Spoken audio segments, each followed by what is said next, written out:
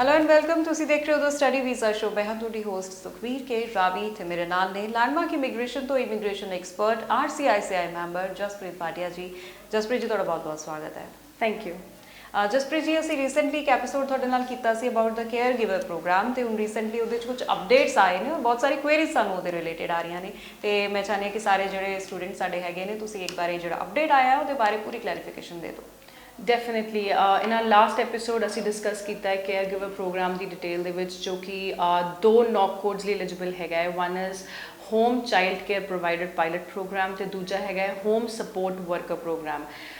ਆਪਾਂ ਨੂੰ latest update ਇਹ ਆਇਆ ਹੈ ਕਿ ਇਸ ਸਾਲ ਦਾ ਜਿਹੜਾ ਕੋਟਾ ਹੈਗਾ ਹੈ for home child care program pilot program ਉਹ ਫੁੱਲ ਹੋ ਚੁੱਕਿਆ ਹੈ। They have got the limitation of applications for this year. ਇਹਦਾ ਮਤਲਬ ਇਹ ਨਹੀਂ ਹੈਗਾ ਕਿ ਉਹ ਪ੍ਰੋਗਰਾਮ ਬੰਦ ਹੋ ਗਿਆ ਹੈ। ਉਹਦਾ ਮਤਲਬ ਇਹ ਹੈ ਕਿ ਇਸ ਸਾਲ ਮਤਲਬ ਅਗਲੇ 6 ਮਹੀਨੇ ਤੱਕ ਉਹ ਹੁਣ ਹੋਰ ਐਪਲੀਕੇਸ਼ਨਸ ਨਹੀਂ ਲੈਣਗੇ ਫॉर ਦਿਸ ਪ੍ਰੋਗਰਾਮ। ਬਟ ਅਗਲੇ ਸਾਲ ਜਨਵਰੀ 2022 ਤੋਂ ਤੁਸੀਂ ਦੁਬਾਰਾ ਤੋਂ ਆਪਣੀ ਐਪਲੀਕੇਸ਼ਨਸ ਲਗਾ ਸਕਦੇ ਹੋ। ਉਹਨਾਂ ਦਾ ਇਸ ਸਾਲ ਦਾ quota I repeat home child care provider pilot ਮਤਲਬ ਅਗਰ ਤੁਸੀਂ ਬੱਚੇ ਦਾ ਬੇਬੀ ਸਿਟਰ ਵਾਲਾ ਜਾਂ ਨੈਨੀ ਵਾਲਾ ਕੰਮ ਕਰਦੇ ਹੋ ਉਹਦਾ ਤੁਹਾਡਾ ਇਸ ਸਾਲ ਦਾ ਕੋਟਾ ਫੁੱਲ ਹੋ ਗਿਆ ਹੈ। ਬਟ ਅਗਰ ਤੁਸੀਂ ਹੋਮ ਸਪੋਰਟ ਵਰਕਰ ਹੋ ਮਤਲਬ ਕਿ ਤੁਸੀਂ ਕਿਸੇ 올ਡ ਏਜ ਦਾ ਖਿਆਲ ਰੱਖਦੇ ਹੋ ਜਾਂ ਤੁਸੀਂ ਕਿਸੇ ਲੌਂਗ ਟਰਮ ਹੋਮ ਕੇਅਰ ਦੇ ਵਿੱਚ ਹੈਗੇ ਹੋ ਤਾਂ ਤੁਸੀਂ you are still eligible to apply. Eligible ਤੁਸੀਂ ਉੱਦਾਂ ਵੀ ਹੋ। ਇਟ ਇਜ਼ ਜਸਟ ਦੈਟ ਕਿ ਜਿਹੜੇ ਅਗਰ ਤੁਸੀਂ ਬੇਬੀ ਸਿਟਰ ਹੈਗੇ ਹੋ ਤਾਂ ਤੁਹਾਡਾ ਉਹਦਾ ਪ੍ਰੋਗਰਾਮ ਇਸ ਸਾਲ ਲਈ ਕੋਟਾ ਫੁੱਲ ਹੋ ਗਿਆ ਹੈ। ਆਈ ਰਿਪੀਟ ਅਗੇਨ ਤੁਸੀਂ ਐਲੀਜੀਬਲ ਡੈਫੀਨੇਟਲੀ ਹੋ ਅਗਲੇ ਸਾਲ ਅਪਲਾਈ ਕਰਨ ਲਈ। 2021 2022 ਤੱਕ ਅਗਲੇ 5 ਸਾਲ ਤੱਕ this program is valid and open ਤੇ ਇਸ ਕਰਕੇ ਤੁਹਾਨੂੰ ਸਟ੍ਰੈਸ ਲੈਣ ਦੀ ਲੋੜ ਨਹੀਂ। ਬਟ ਹੋਮ ਸਪੋਰਟ ਵਰਕਰ ਜਿਹੜਾ ਪ੍ਰੋਗਰਾਮ ਹੈਗਾ ਹੈ ਉਹ ਆਪਣੀਆਂ ਐਪਲੀਕੇਸ਼ਨਸ ਇਸ ਟਾਈਮ ਤੇ ਐਕਸੈਪਟ ਕਰ ਰਿਹਾ ਹੈ। ਜੀ ਬਿਲਕੁਲ। ਨਾਲੇ ਹਲੇ ਵੀ ਇਹੀ ਕੁਐਰੀਜ਼ ਆਉਂਦੀਆਂ ਨੇ ਕਿ ਇਹਦੇ ਵਾਸਤੇ ਏਜ ਲਿਮਿਟ ਕੀ ਹੈ, ਮਿਨੀਮਮ ਸਟੱਡੀ ਕਿੰਨੀ ਚਾਹੀਦੀ ਹੈ। ਬਹੁਤ ਸਾਰੇ ਸਟੂਡੈਂਟਸ ਨੇ 12th ਕੀਤੀ ਹੋਈ ਹੈ ਉਹਨਾਂ ਦੀ ਬੜੀ ਕੁਐਰੀਜ਼ ਆਉਂਦੀਆਂ ਕਿ ਓਨਲੀ 12th ਸਟੈਂਡਰਡ ਤੋਂ ਬਾਅਦ ਉਹ ਅਪਲਾਈ ਕਰ ਸਕਦੇ ਨੇ ਨਾਨੀ ਕੋਰਸ ਵਾਸਤੇ। ਫਸਟ ਕੁਐਸਚਨ ਆਪਾਂ ਲੈ ਲੈਂਦੇ ਹਾਂ age the. Till the time you can run after kids and till the time ਤੁਸੀਂ ਤੁਹਾਡੇ 'ਚ ਤਾਕਤ ਹੈ ਕਿ ਤੁਸੀਂ ਇੱਕ 올ਡ ਏਜ ਦਾ ਖਿਆਲ ਰੱਖ ਸਕਦੇ ਹੋ। Age is no limit. There is ਕੋਈ ਏਜ ਉੱਤੇ ਲਿਮਿਟ ਨਹੀਂ ਹੈਗੀ। ਬਟ ਹਾਂ ਹੁਣ ਤੁਸੀਂ ਅਗਰ ਕਹੋ ਕਿ ਤੁਸੀਂ 60 ਆਪੇ ਹੈਗੇ ਹੋ ਤੇ ਤੁਸੀਂ ਇੱਕ 60 ਸਾਲ ਦੇ 60 ਈਅਰਸ ਆਫ ਏਜ ਦੇ ਬੰਦੇ ਦਾ ਖਿਆਲ ਰੱਖਣ ਕੈਨੇਡਾ ਜਾ ਰਹੇ ਹੋ ਤਾਂ ਉਹ ਥੋੜ੍ਹਾ ਔਕਵਰਡ ਹੋ ਜਾਏਗਾ ਤੁਹਾਡੀ ਫਾਈਲ ਦੇ ਵਿੱਚ।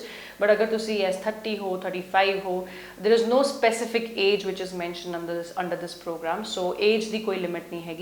ਸੈਕੰਡ ਕੁਐਸਚਨ ਬਹੁਤ ਸਾਰੇ ਕੋਲ ਐਜ਼ ਜਿਵੇਂ ਤੁਸੀਂ ਕਿਹਾ ਕਿ ਸਾਡੇ ਕੋਲ ਬਹੁਤ ਸਾਰੀਆਂ ਕੁਐਰੀਜ਼ ਆ ਰਹੀਆਂ ਹੈ ਵਿਦ ਰਿਗਾਰਡਸ ਟੂ 12ਵੀਂ ਪਾਸ। ਅਗਰ ਤੁਸੀਂ ਹਾਈ ਸਕੂਲ ਕੀਤੀ ਹੈ ਤੇ 12ਵੀਂ ਕੀਤੀ ਹੈ ਅਨਫੋਰਚੂਨੇਟਲੀ ਤੁਸੀਂ ਐਲੀਜੀਬਲ ਨਹੀਂ ਹੁੰਦੇ ਹੋ ਇਹਦੇ 'ਚ ਪ੍ਰੋਗਰਾਮ 'ਚ ਅਪਲਾਈ ਕਰਨ ਲਈ। ਤੁਹਾਡੇ ਕੋਲ ਇੱਕ post secondary diploma certificate degree ਕੁਛ ਹੋਣਾ ਜ਼ਰੂਰੀ ਹੈ।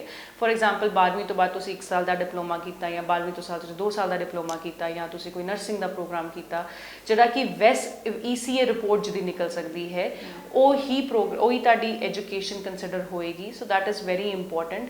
ਤੁਹਾਡੀ evaluation as per Canadian education standards ਹੋਣੀ ਬਹੁਤ ਜ਼ਰੂਰੀ ਹੈ। ਤੁਸੀਂ ਬੈਚਲਰਸ ਕੀਤੀ ਹੈ ਤਾਂ ਵੀ ਤੁਸੀਂ ਅਪਲਾਈ ਕਰ ਸਕਦੇ ਹੋ। ਤੁਸੀਂ ਕੋਈ ਸਰਟੀਫਿਕੇਟ ਪ੍ਰੋਗਰਾਮ ਕੀਤਾ ਹੈ ਤਾਂ ਵੀ ਕਰ ਸਕਦੇ ਹੋ। But it has to be ECA evaluated. ECA report ਹੋਣੀ ਉਹਦੀ ਬਹੁਤ ਜ਼ਰੂਰੀ ਹੈ। ਬਿਲਕੁਲ। ਤੇ ਟਾਈਮ ਨਾ ਗਵਾਉਂਦੇ ਹੋ ਤੁਸੀਂ ਆਪਣੀ ਵੈਸੇ ਇਵੈਲੂਏਸ਼ਨ ਕਰਵਾ ਸਕਦੇ ਹੋ ਬਿਕਾਜ਼ ਉਹਨੂੰ ਵੀ ਆਈ ਗੈਸ 2 to 3 ਮੰਥਸ ਲੱਗ ਜਾਂਦੇ ਨੇ। ਮੀਨਵਾਈਲ ਤੁਸੀਂ ਆਪਣੀ ਬਾਕੀ ਦੀ ਪ੍ਰੀਪਰੇਸ਼ਨ ਕਰ ਸਕਦੇ ਹੋ ਔਰ ਤੁਹਾਡੀ ਜਿਹੜੀ ਵੀ ਕੁਐਰੀ ਹੈ ਤੁਸੀਂ ਨੰਬਰ ਟੀਵੀ ਸਕਰੀਨ ਤੇ ਦਿੱਤੇ ਗਏ ਕਾਲ ਕਰ ਸਕਦੇ ਹੋ, WhatsApp ਕਰ ਸਕਦੇ ਹੋ। ਮੈਮ ਖੁਦ ਤੁਹਾਨੂੰ ਆਨਸਰ ਕਰਨਗੇ। ਮੈਮ ਹੁਣ ਤੁਸੀਂ ਦੱਸਿਆ ਕਿ ਚਾਈਲਡ ਕੇਅਰ ਵਾਸਤੇ ਜਿਹੜੀ ਪ੍ਰੈਜ਼ੈਂਟ ਐਪਲੀਕੇਸ਼ਨ ਸੀ ਉਹ ਸਾਰੀ ਫਿਲ ਹੋ ਚੁੱਕੀ ਹੈ, ਸੀਟਸ ਫਿਲ ਹੋ ਚੁੱਕੀਆਂ। ਨੈਕਸਟ ਇਨਟੇਕ ਕਦੋਂ ਹੈ ਔਰ ਨੈਕਸਟ ਇਨਟੇਕ ਦੇ ਵਾਸਤੇ ਐਪਲੀਕੇਸ਼ਨਸ ਕਦੋਂ ਤੋਂ ਲਗਾਉਣੀਆਂ ਸ਼ੁਰੂ ਕਰ ਦੇਣੀਆਂ ਚਾਹੀਦੀਆਂ? ਦੇਖੋ ਅਗਰ ਆਪਾਂ ਗੱਲ ਕਰੀਏ ਕਿ ਨੈਕਸਟ ਇਨਟੇਕ ਕਦੋਂ ਹੈ ਇਸ ਟਾਈਮ ਤੇ ਐਪਲੀਕੇਸ਼ਨਸ ਫੁੱਲ ਹੈ ਜਨਵਰੀ 2022 ਤੋਂ ਤੁਸੀਂ ਦੁਬਾਰਾ ਤੋਂ ਆਪਣੀਆਂ ਫਾਈਲ ਸਬਮਿਟ ਕਰ ਸਕਦੇ ਹੋ। ਇਹਦਾ ਮਤਲਬ ਇਹ ਹੈ ਕਿ ਆਪਾਂ ਆਲਰੇਡੀ ਜੂਨ 'ਚ ਬੈਠੇ ਹਾਂ। ਅਗਰ ਤੁਸੀਂ ਹੁਣ ਤੋਂ ਆਪਣਾ ਪਲੈਨਿੰਗ ਸ਼ੁਰੂ ਕਰੋਗੇ home child care provider pilot ਦੇ ਵਿੱਚ ਅਪਲਾਈ ਕਰਨ ਲਈ ਤਾਂ ਤੁਹਾਡੇ ਆਲਰੇਡੀ 3-4 ਮਹੀਨੇ ਕਿਤੇ ਨਹੀਂ ਗਏ ਫਾਈਲ ਲਗਾਉਣ 'ਚ। ਫੋਰ ਐਗਜ਼ਾਮਪਲ ਤੁਸੀਂ ਆਪਣੀ ECA ਰਿਪੋਰਟ ਲੈਣੀ ਹੈ, ਤੁਸੀਂ ਆਪਣੇ ਐਜੂਕੇਸ਼ਨ ਦੇ ਪੇਪਰ ਇਵੈਲੂਏਟ ਕਰਾਉਣੇ ਹੈ ਤਾਂ ਉਹਦੇ ਵਿੱਚ ਹੀ 2-3 ਮਹੀਨੇ ਲੱਗ ਜਾਣਗੇ। ਸੈਕੰਡਲੀ ਤੁਸੀਂ ਆਪਣਾ IELTS ਦਾ ਪੇਪਰ ਦੋਗੇ ਜਿਹਦੇ 'ਚ ਆਪਾਂ ਨੂੰ CLB 5 ਚਾਹੀਦਾ ਉਹਦੇ 'ਚ ਆਪਾਂ 1-1.5 ਮਹੀਨਾ ਲੱਗ ਜਾਏਗਾ।